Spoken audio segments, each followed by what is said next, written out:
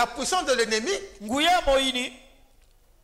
n'a pas que les démons. Il y a les démons, il y a aussi les sentiments mauvais. C'est-à-dire que si tu marches dans la vie de Christ, tu peux marcher. Je vous salue au nom de Jésus. Comme vous ne pouvez pas répondre par la bouche, répondez par vos acclamations. Est-ce qu'on peut acclamer très fort pour le roi des rois? Est-ce qu'on peut acclamer pour Jésus? Est-ce qu'on peut acclamer pour le roi des rois, le Seigneur des seigneurs? Amen. Amen. Nous pouvons nous asseoir. Bien aimé, les conditions édictées par les autorités font que nous sommes obligés d'organiser nos cultes de la manière la plus réfléchie possible. Nous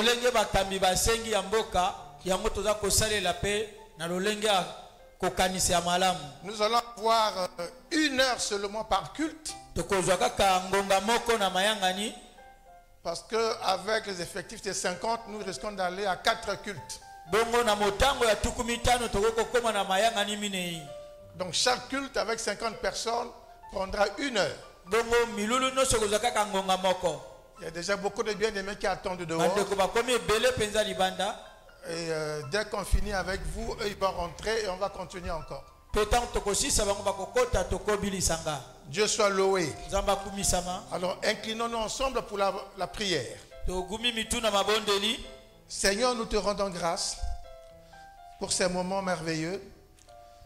Toi qui nous as gardés toute cette semaine et ce matin, tu nous rassembles encore pour ta gloire. Nous voulons écouter ta parole, Seigneur. Béni soit ces moments et que par le Saint-Esprit, nous puissions être conduits et parler de ta part au nom de Jésus-Christ de Nazareth. Seigneur, nous te recommandons toutes choses, que l'atmosphère soit libérée et que Saint-Esprit prenne le contrôle et la direction de ces lieux maintenant, au nom de Jésus. Amen. Amen. Alors ce matin, nous allons parler d'un thème intitulé... Alors, on va aller un peu vite. Et moi et toi, on va aller vite. Oui. Ma vie est cachée avec Christ en Dieu. Ma vie est cachée avec Christ en Dieu pour la victoire. Alors nous allons prendre nos Bibles dans l'épître aux Colossiens. Colossiens chapitre 3. Nous lisons les 3 premiers versets. Si donc vous êtes ressuscité avec Christ, cherchez les choses d'en haut, où Christ est assis à la droite de Dieu. Affectionnez-vous aux choses d'en haut et non à celles qui sont sur la terre. Car vous êtes morts et votre vie est cachée avec Christ en Dieu. C'est ce dernier verset qui fonde notre message de ce matin. Bien-aimés dans le Seigneur, ce matin nous voulons parler avec vous de la nouvelle vie que Dieu a préparée pour chacun de nous. Lorsque Dieu nous sauve, il nous sauve pour commencer une nouvelle vie. Il ne nous sauve pas pour que nous continuions à vivre comme nous étions avant d'être sauvés. Et le verset 3 du texte que nous venons de lire dit que vous êtes morts et votre vie est cachée avec Christ en Dieu. Au fait, lorsque la Bible dit que nous sommes morts, il s'agit de la mort de Jésus, dans laquelle les chrétiens ont été unis. Et unis à Jésus, et par laquelle le châtiment de notre péché a été payé. efutamaki. Parce que Jésus est mort pour payer le châtiment de nos péchés. Bongo Yesu akufaki pona kofuta nyongo ya masumu na biso. Et nous avec lui. Pe biso elongo na ye. La deuxième partie de ce verset dit: Etenya mibala molongo elobi. Votre vie est cachée avec Christ en Dieu. Il faut comprendre par là que le chrétien partage la vie spirituelle de Dieu et du Fils de Dieu. Parce que notre vie est avec Christ et en Dieu. Donc nous partageons avec le Père et le Fils leur vie spirituelle. Amen. Amen. Et que à cause de cela, les chrétiens peuvent jouir d'une protection spirituelle contre tout ennemi. Et dans le thème, nous avons dit que notre vie est cachée avec Christ en Dieu pour la victoire. Donc si notre vie est avec Christ en Dieu, c'est pourquoi nous menons une vie de victoire. Bien aimé, la parole de Dieu dit que nous étions morts par nos offenses. Et Dieu nous a rendus vivants en Christ. Il nous a ressuscités ensemble avec lui. Et nous a fait asseoir ensemble dans le lieu céleste avec Jésus. Nous sommes physiquement présents sur la terre. Mais spirituellement, nous sommes avec Christ à la droite de son Père. Et c'est pourquoi nous sommes sauvés, nous sommes ressuscités, notre vie avec Christ pour la victoire. Parce qu'aucun ennemi ne peut monter là où est Dieu pour nous atteindre. Alléluia. Amen. Donc Dieu nous a suscités avec Christ pour une vie nouvelle qu'il a préparée. Dieu nous a ressuscités et il a préparé une nouvelle vie que nous devons mener. Et ça, c'est très important. Et dans cette nouvelle vie que Dieu a préparée pour nous, c'est une vie de joie, c'est une vie de paix, en parfaite communion avec Dieu. Lorsqu'on parle de la joie, si quelqu'un est dans la joie, ça veut dire que les choses se passent bien dans sa vie. Même lorsqu'il y a une difficulté, la solution est toujours là. Lorsque quelqu'un est dans la paix, c'est-à-dire qu'il a la paix dans son âme, dans son esprit, dans son corps physique. Et c'est ça la vie que Dieu a préparée pour nous. Et c'est une vie qui doit se mener dans la sainteté, dans la sanctification, dans la puissance et dans la victoire. Et c'est cette vie-là que nous devons mener dans la communion avec Dieu et dans une communion ininterrompue. Je ne parle pas de la relation. Déjà en tant qu'enfant de Dieu, nous avons une relation de filiation avec Dieu. Mais je parle de la communion. C'est-à-dire qu'être en parfait accord, être en accord avec Dieu et sa parole.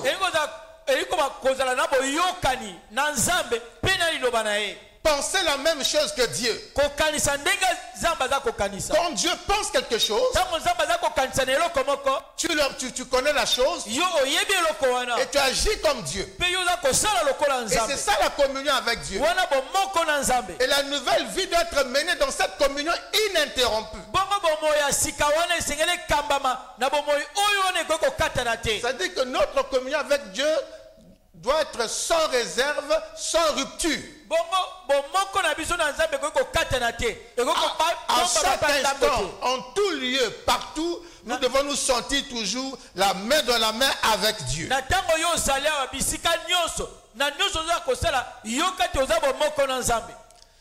Alléluia. Alléluia. C'est pourquoi c'est une vie de sainteté, de puissance, parce que Dieu est tout puissant. Et c'est cette vie-là que nous devons mener après notre salut. Donc la vie que Dieu a préparée pour toi et moi, c'est la vie de Christ. C'est la vie de Christ que Dieu nous donne. Parce que Dieu nous a ressuscités ensemble avec lui. Donc c'est la vie de Christ qui devient la nôtre. Et aucune force spirituelle ne peut attaquer la vie de Christ. Ça veut dire qu'aucune force spirituelle ne peut attaquer ta vie. Donc si Christ ne peut pas être ébranlé par une force spirituelle, si Christ ne peut pas être touché par une force spirituelle, ça veut dire que toi aussi tu es dans la même disposition. Satan et ses démons ne peuvent pas ébranler ta vie. Il ne peut pas mettre fin à la vie que Dieu t'a donnée, parce que c'est la vie de Christ. Alléluia. Alléluia. Amen. Amen. Voilà une belle vie que Dieu a préparée pour tout enfant de Dieu. Il faut donc que tu t'appropries cette vie. Il faut rentrer dans cette vie. Dieu l'a préparée, bien entendu pour toi, mais il faut que tu la saisisses. Il faut que tu rentres là-dedans. Il faut que tu commences à vivre comme cette vie-là. Alléluia. Alléluia. Et pour s'approprier cette vie, il faut que tu t'efforces à éliminer tous les obstacles qui se présentent à toi. Parce qu'il y a des obstacles. Parce que nous sommes dans le monde. Le monde nous attire. La chair nous attire. Le péché nous attire. Nous devons être capables de sauter tous ces obstacles-là. Alléluia. Amen. Mais comment pourrons-nous sauter ces obstacles pour entrer dans la vie que Dieu a préparée pour nous? Tout commence par un principe. Dieu est un Dieu de principe. Si tu veux agir avec Dieu, il faut aller avec lui dans ses principes.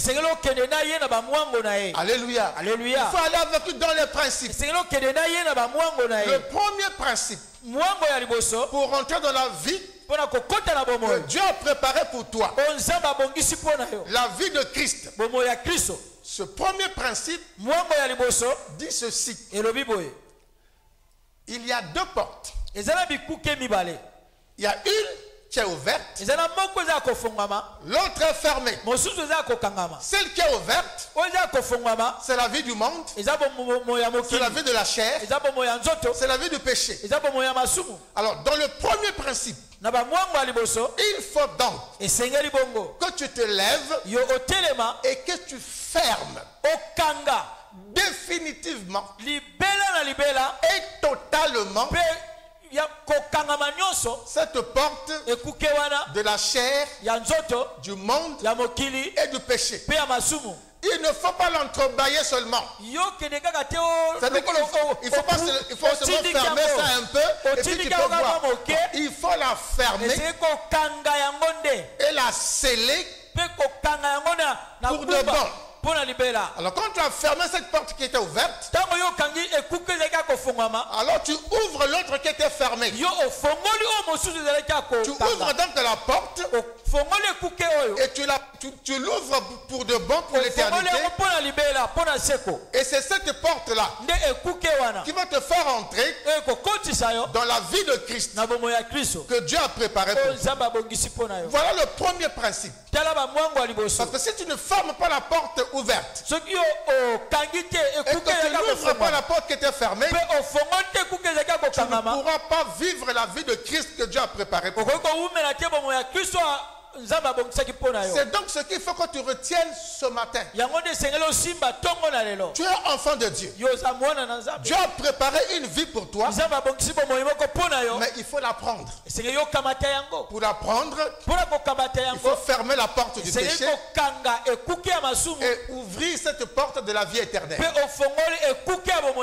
pour entrer dans la vie que Dieu a préparée pour toi.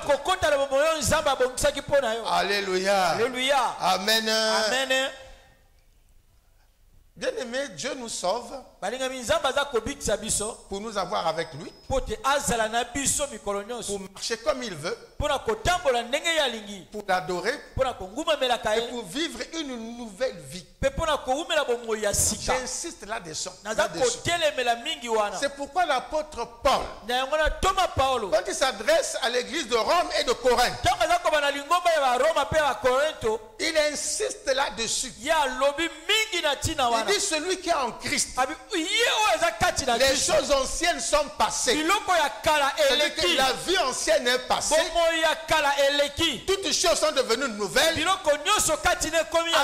une nouvelle vie. Mais tu ne peux pas devenir enfant de Dieu et continuer à vivre comme avant. Ce n'est pas possible. Si tu continues à vivre comme ça, ça veut dire que tu marches seulement avec une étiquette où on a écrit croyant, où on a écrit chrétien, mais dans ton cœur il n'y a pas Dieu. Alléluia. Amen. Donc tu n'auras que l'étiquette de croyant, de chrétien, mais dans ton cœur il n'y a pas Dieu. Parce que tu n'as pas fait la démarcation. Parce que tu n'as pas abandonné la nouvelle vie pour prendre la vie que Dieu a préparée pour toi. Alléluia. Amen. Amen. Amen.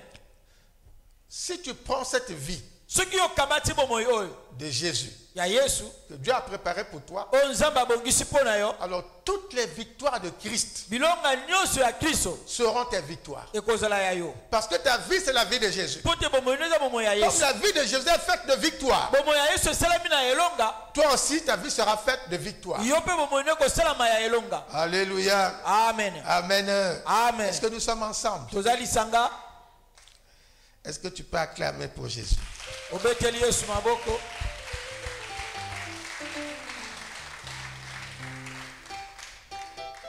Et quand tu as fini avec ce premier principe,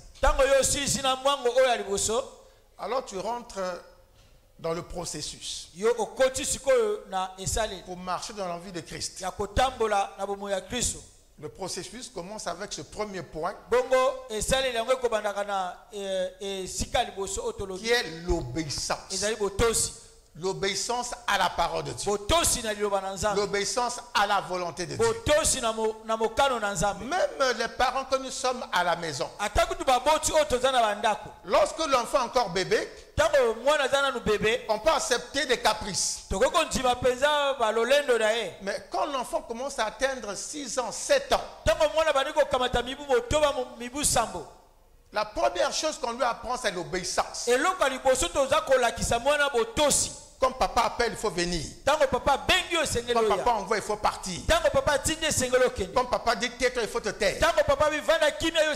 Et lorsque l'enfant va commencer à marcher dans cette obéissance-là, il deviendra l'enfant chéri de sa mère ou de son père. Alléluia. Amen. Donc ce sont dans ces conditions-là que tu peux entrer dans la vie de Christ que Dieu a préparée pour toi. Et alors, cette parole de Dieu pourra se manifester dans ta vie. La parole qui dit, Dieu t'a donné le pouvoir de marcher sur des serpents, sur des scorpions, et sur toute la puissance de l'ennemi. Si tu as obéi marchant dans la nouvelle vie que Dieu a préparée pour toi, tu peux alors marcher sur tout ce que Satan met en place contre toi. Tu peux marcher sur toute la puissance de l'ennemi. Parce qu'en ce moment, c'est la vie de Christ qui est en toi. Alléluia. Amen. Amen. Amen. À la croix, Jésus a vaincu les dominations, les principautés et toutes les œuvres du diable. Ce sont toutes ces forces-là que tu mettras sous tes pieds. Que tu mettras sous tes pieds. Alors tu pourras déclarer: je marche sur les serpents, sur les scorpions et sur toute la puissance de l'ennemi. La puissance de l'ennemi n'a pas que les démons. Il y a les démons, il y a aussi les sentiments mauvais. C'est-à-dire que si tu marches dans la vie de Christ, tu peux marcher sur la jalousie. C'est-à-dire que la jalousie n'aura plus aucun effet sur toi. Tu peux marcher sur la colère et sur la méchanceté. Tu peux marcher sur l'escroquerie. Tu peux marcher sur la haine. Parce que toutes ces choses sont animées par le malin. La vie de Christ te donnera la victoire sur toutes ces choses. Je vais donc t'inviter ce matin à te préparer, à t'approprier la vie de Christ que Dieu a préparée pour toi. C'est possible. Puisque Dieu l'a préparé pour toi et moi. Dieu l'a préparé pour nous. Ça veut dire que nous pouvons entrer dans cette vie-là. Amen. Amen. Alors si tu veux entrer dans cette vie, acclame le Seigneur.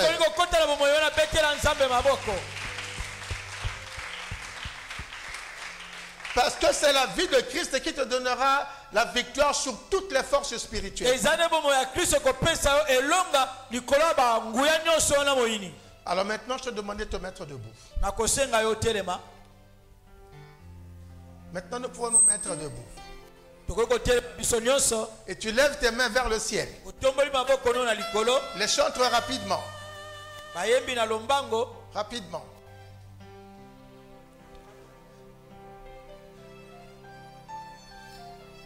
Tu lèves tes mains.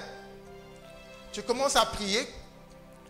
Tu dis à Dieu que je suis prêt maintenant. Je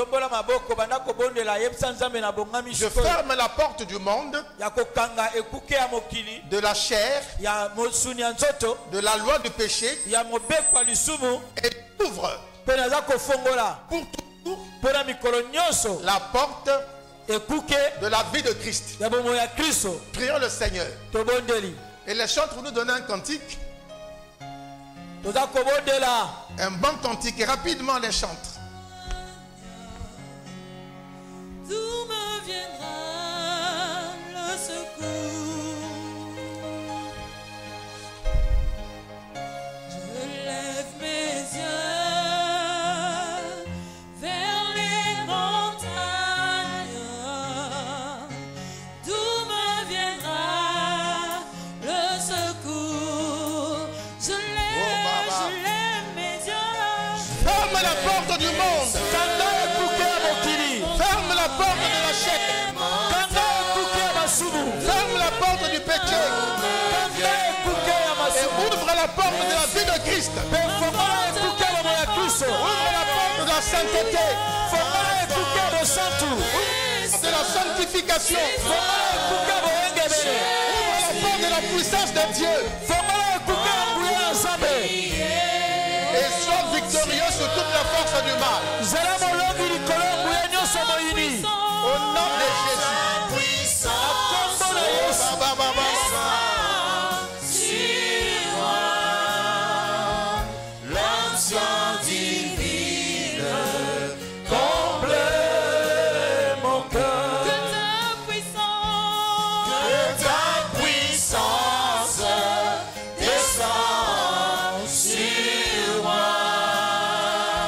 L'ancien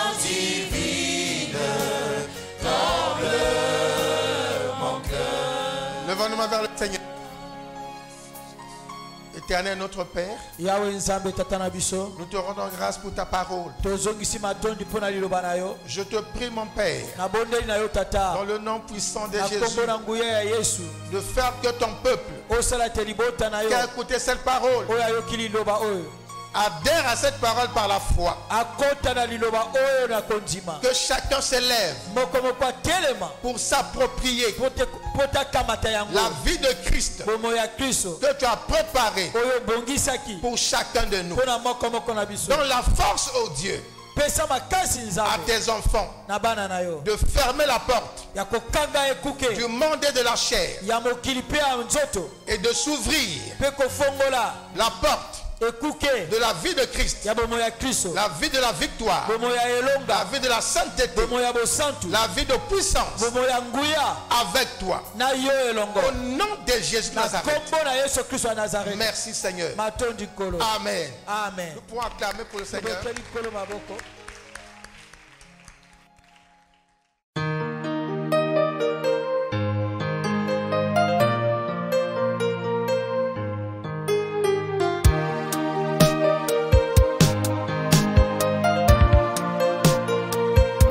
Dans ces mondes, il y a une personne qui dérange nos vies. Oui, dans ce monde, il y a une personne qui dérange nos vies. Il veut jamais nous voir ici. Il veut jamais nous voir prospérer. Il veut tout briser.